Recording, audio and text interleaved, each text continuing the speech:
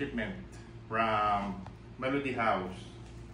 This is the unboxing of my new guitar. Let's see kung ano yung pinadala ng color.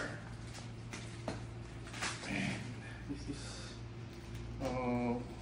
after 4 days na receive. Hindi natin na-receive kundi pinick up natin, hindi nila din-deliver. So, i-open natin, check natin kung wala bang damages. At saka anong color. It should be the vintage sandbars. Kaso, di raw available at mayroon daw damage. So, binago natin yung color. Ano kaya yung pinadala nila?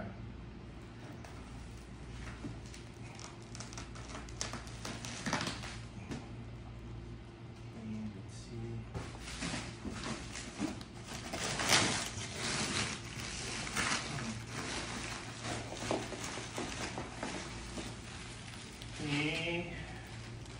Ang box niya ay may ilang tape. So, dalawa lang.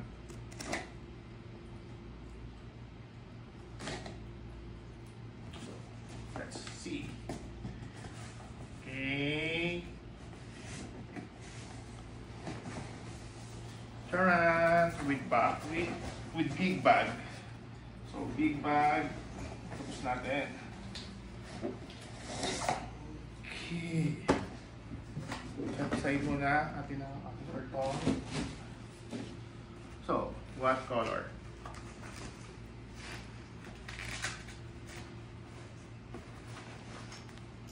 Ooh.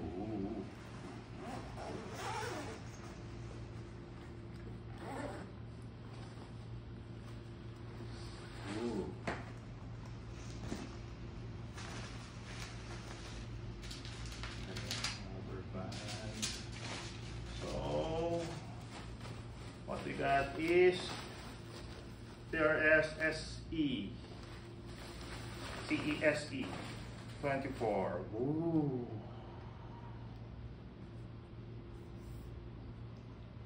Check.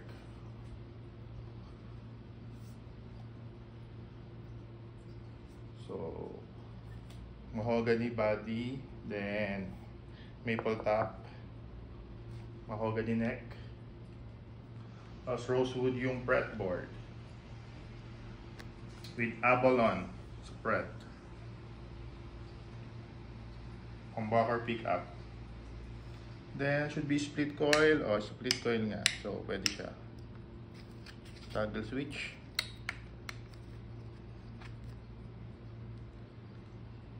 Then naka-protect pa siya. So for now, physical appearance, wala siyang damages in physical appearance. So, inspected by, what's this? Pumps? Siguro sa Melody House to. And,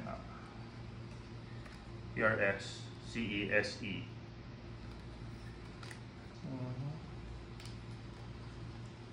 Kalata yung ng fretboard. But I think okay naman siguro yun.